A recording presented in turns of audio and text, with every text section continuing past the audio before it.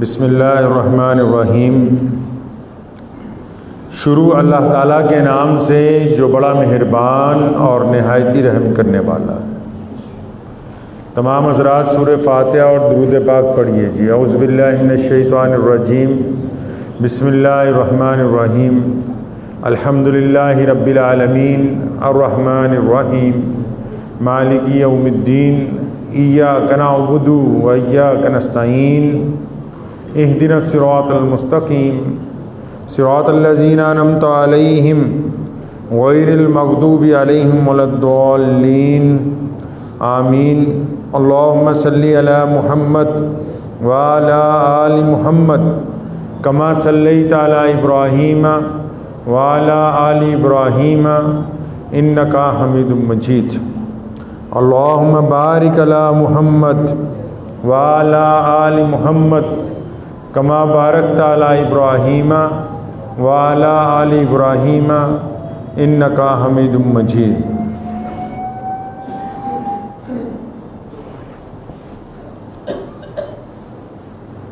ہزار جدت ترازیوں کے مزاج بدلا کرے زمانہ، مگر یقین رہے گا عامر مزاج باطل وہی پرانا۔ علامہ عامر عثمانی رحمۃ اللہ علیہ نے اسلام مخالف طاقتوں کا بڑے خوبصورت انداز میں تجزیہ کرتے ہوئے یہ بات جنگ آزادی کے دوران کہی تھی کہ مدتیں بھی گزر جائیں تو باطل کا جو مزاج ہے وہ پرانا ہی رہے گا۔ دنیا کی اگر تاریخ ہم اٹھاتے ہیں، بالخصوص آج کا پیغام ان کم فہم اور کم ذہن لوگوں کے لیے ہے جن میں اتر پردیش کے شیعہ وقف بورڈ کے صدر صاحب بھی شامل ہیں، کہ جو نعوذ باللہ یہ کہتے ہیں کہ قرآن پاک میں کچھ آیات جو ہیں وہ قابل اعتراض ہیں۔ تو دنیا کی تاریخ جو ہے، جو وشو کا اتہاس ہے، اگر ہم اس کو پڑھیں گے تو اللہ کے نبی صلی اللہ علیہ وسلم پر جو کتاب نازل ہوئی جس کو قرآن مجید کہا جاتا ہے، قرآن مجید کے جو اسلوب ہیں، انداز ہے، اور قرآن مجید کی جو گفتگو ہے وہ دنیا کی تمام کتب سے، تمام دانشوروں سے مختلف ہے۔ قرآن پاک اپنے نزول سے لے کے تکمیل تک پوری دنیا کے لیے ایک ایسا نظام اور ایسی تربیت، ایسا راستہ لے کے آیا کہ دنیا کی تمام اقوام نے، چاہے وہ کالے ہوں، چاہے وہ گورے ہوں، چاہے وہ دنیا کے کسی بھی رنگ اور نسل سے تعلق رکھتے ہوں،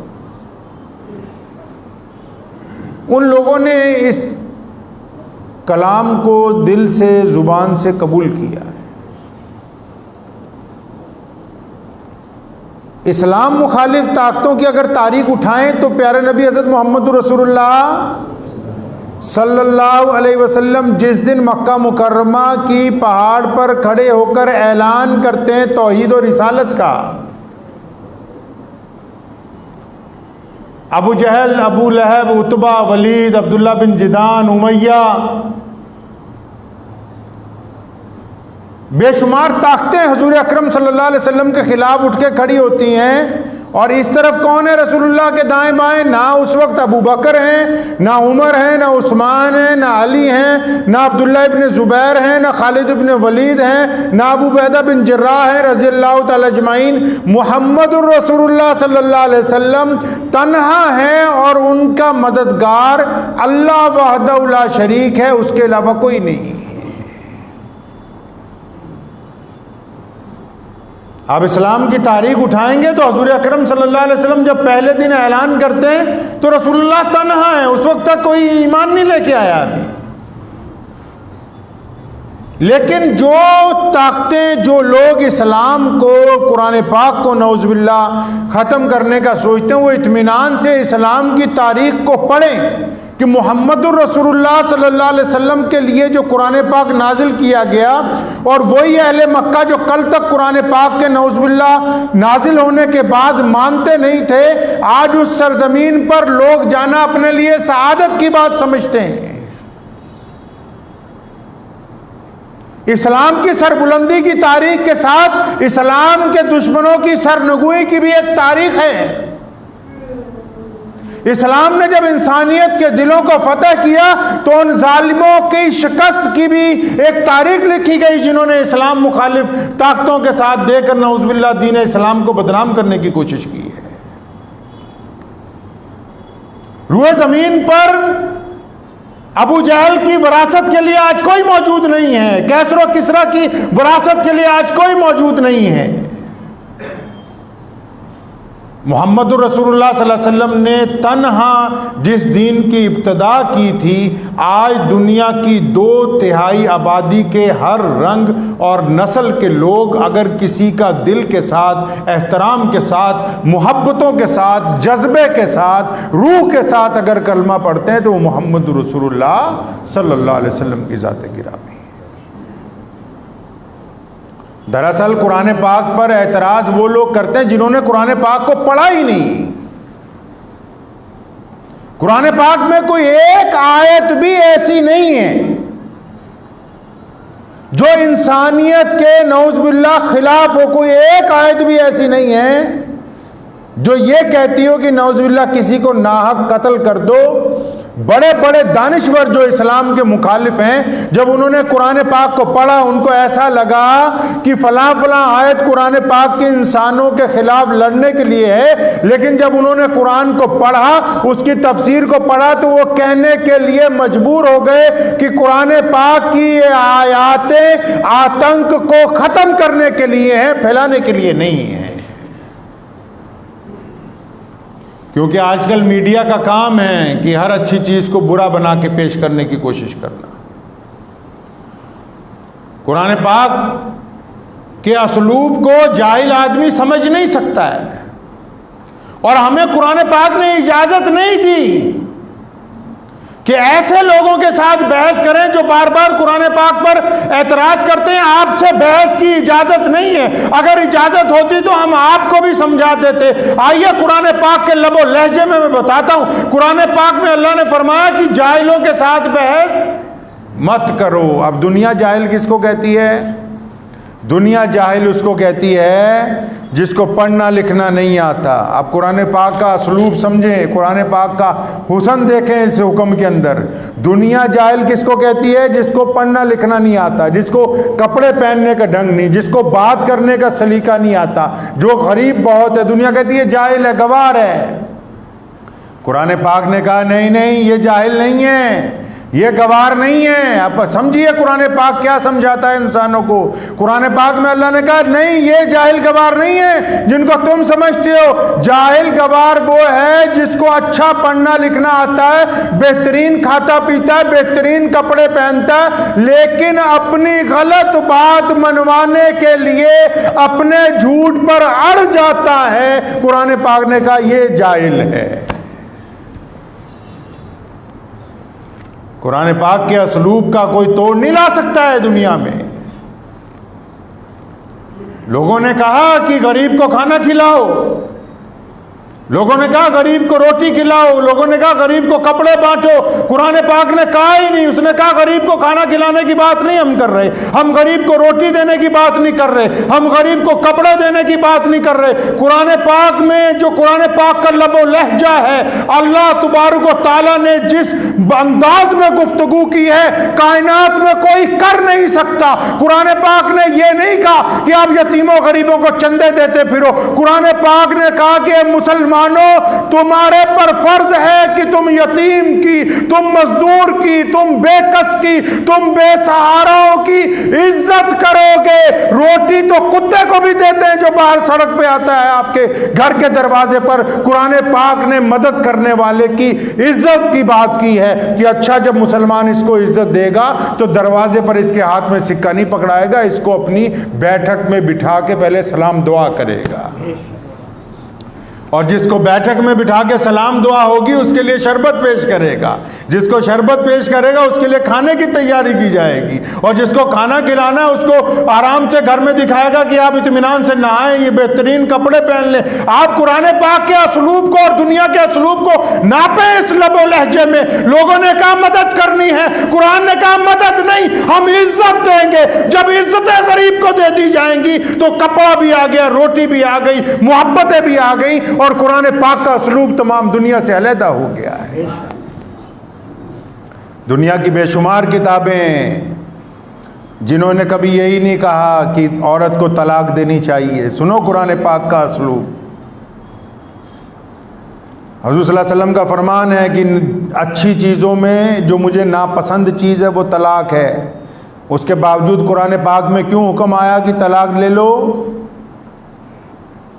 دنیا نے کہا کہ جس سے شادی ہو گئی بس اسی کے ساتھ رہو اب ساری زندگی۔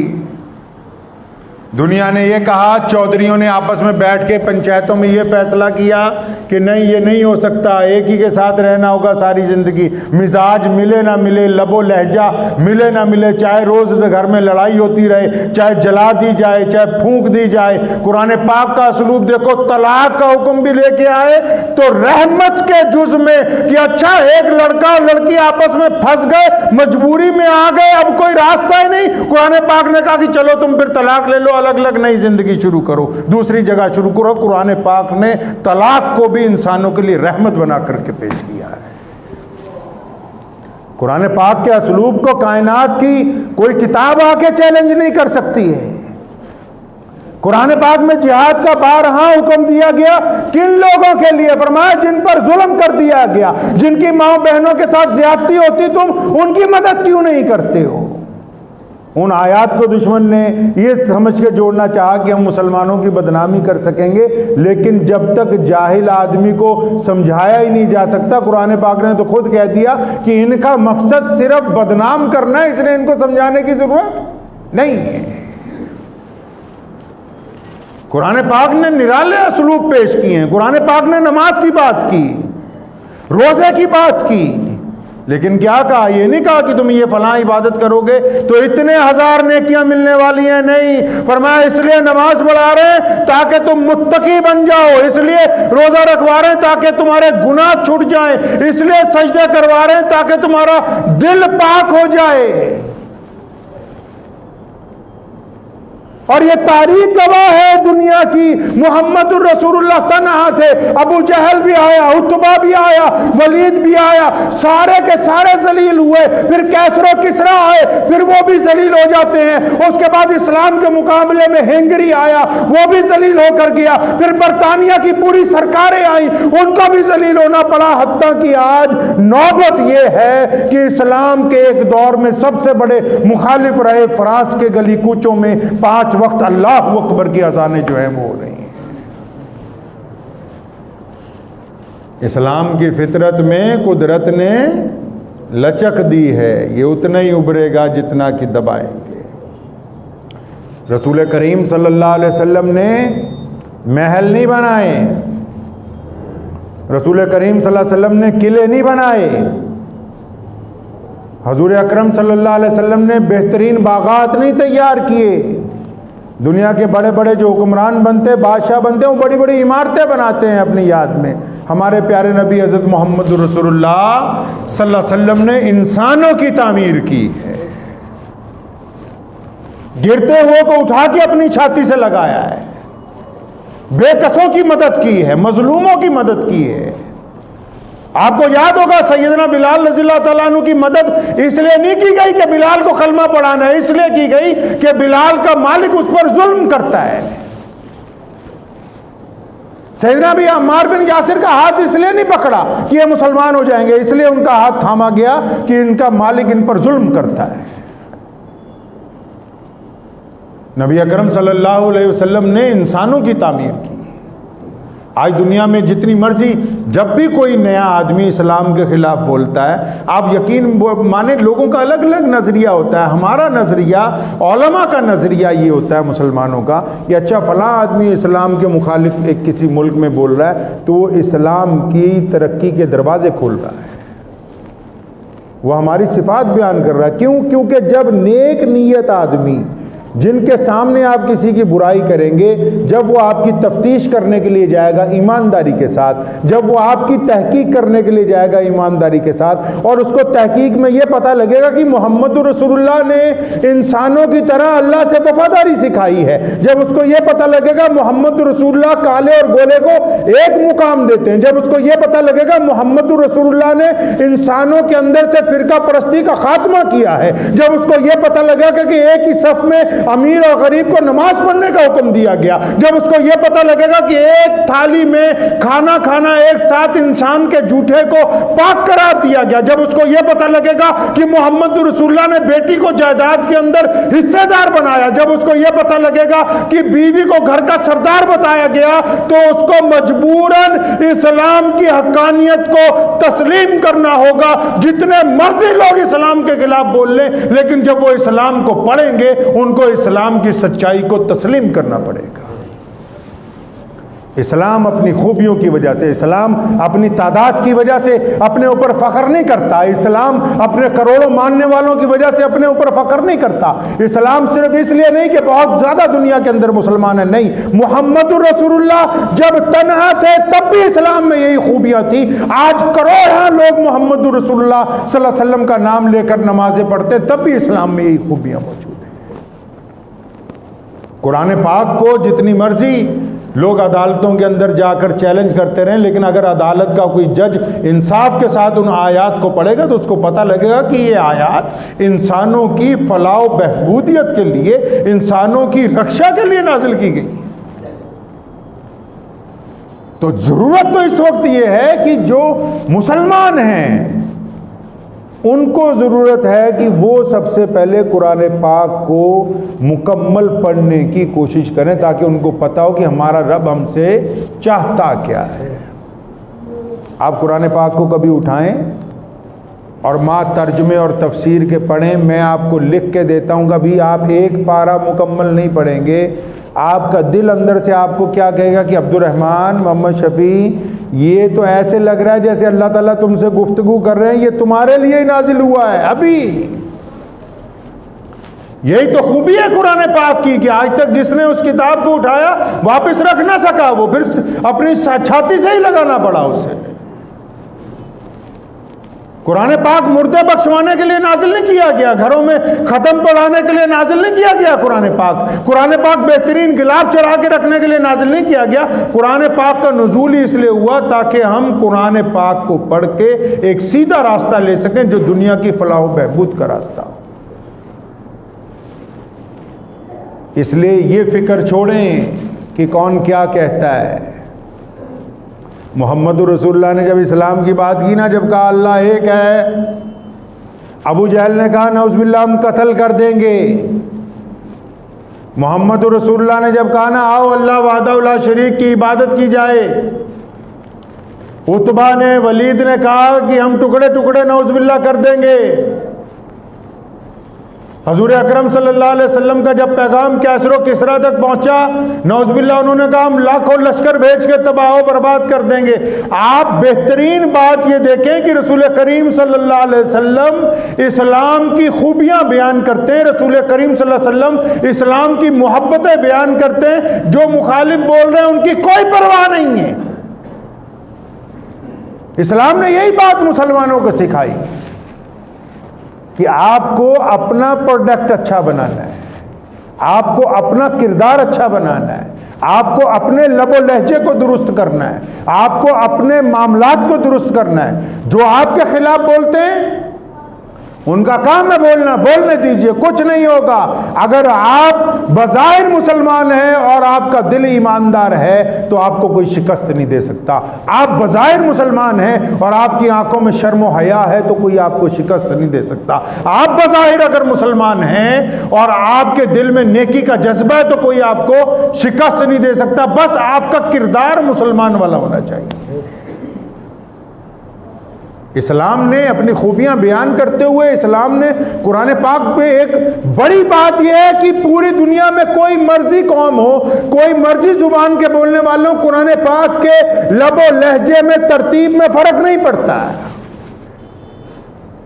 بہت سارے لوگ ہوتے ہیں نا دنیا میں، جہاں جاتے ہیں جس رنگ میں اسی رنگ میں ڈھل جاتے ہیں۔ اور قرآن کی کیا خوبی ہے کہ قرآن کا پیغام جہاں بھی پہنچا، قرآن نے لوگوں کو اپنے رنگ میں ڈھالا۔ قرآن پاک کی یہ سب سے بڑی خوبی ہے۔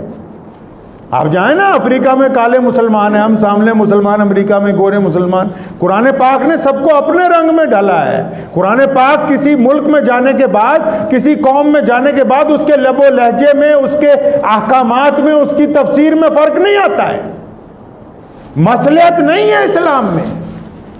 اسلام نے صاف ستھری باتیں کی، اسلام نے انسانیت کی فلاح و بہبود کی باتیں کی، اسلام نے ظلم کے خاتمے کی باتیں کی، اسلام نے محبت کو عام کرنے کی باتیں کی، اسلام نے لوگوں کو ان کا حق دینے کی بات کی ہے جو دنیا چھیننا چاہتی ہے۔ تو یہ بات ہمیشہ یاد رکھیں کہ اگر کوئی صاحب نعوذ باللہ قرآن پاک کے خلاف بولتے ہیں تو اس کا جواب دینے سے بہتر ہے ہمیں قرآن پاک کے اوپر عمل کرنا ہے۔ ہمارے عمل کی قوت جو ہے وہ دنیا کے سامنے یہ ثابت کرتی ہے کہ قرآن پاک ایک سچی کتاب ہے۔ ہمارے عمل کی قوت جو ہے اسلام کو تقویت دیتی ہے۔ میں اکثر بار بار آپ کو کہا کرتا ہوں کہ مسجد بنانا، مدرسہ بنانا رسول اللہ کے دین میں حصہ داری نہیں ہے، یہ ثواب کا کام ہے۔ صرف مسجد مدرسہ بنانا رسول اللہ کے دین میں حصہ داری نہیں ہے، یہ صرف ثواب کا کام ہے۔ رسول اللہ کے دین میں حصہ داری یہ ہے کہ کوئی غیر مسلم آپ کی پیٹھ کے پیچھے کہے کہ یہ عبد الرحمن مسلمان ہے، یہ سچ بولتا ہے، کاروبار اس کے ساتھ کرنا چاہیے کیونکہ میرا تجربہ ہے کہ یہ بے ایمان نہیں ہے۔ جب وہ آپ کے کردار کی تعریف کرتا ہے تو وہ محمد رسول اللہ کے دین میں حصہ داری ہے، وہ حصہ داری ہے محمد رسول اللہ کے دین میں۔ جب کوئی آپ کی شرم و حیا کا قائل بنے گا، جب کوئی آپ کی دیانتداری کا قائل بنے گا، جب کوئی آپ کی ایمانداری کا قائل ہوگا، جب کوئی آپ کی مدد کا قائل ہوگا، جب کوئی آپ کو دوسروں کو بے لوث سہارا دینے کا قائل ہوگا، وہ محمد رسول اللہ کے دین کے اندر حصہ داری ہوگی۔ تو رسول اللہ صلی اللہ علیہ وسلم کے دین میں اگر حصہ دار بننا ہے تو ہمیں خود کچھ کرنا ہوگا، اپنے ان ہاتھوں سے، اپنی زبان سے، اپنی آنکھوں سے، اپنے کردار سے، اپنے جسم سے۔ اگر ہم یہ سوچتے ہیں کچھ لوگوں کی طرح کہ صرف 4 پیسے کسی مدرسے مسجد میں دے دیں تو پھر ہماری دین میں حصہ داری پڑ جائے گی، تو نہیں، بس وہ تھوڑے سے ثواب کا کام ہے۔